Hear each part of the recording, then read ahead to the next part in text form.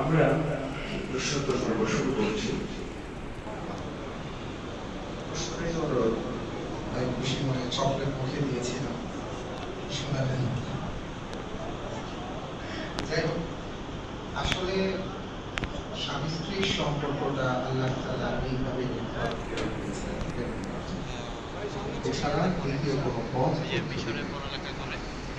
সুতরাং স্বামী কর্তৃক স্ত্রীকে ব্যভিচার করা আমি তোমাদেরকে বসে রেখে যাবো আবার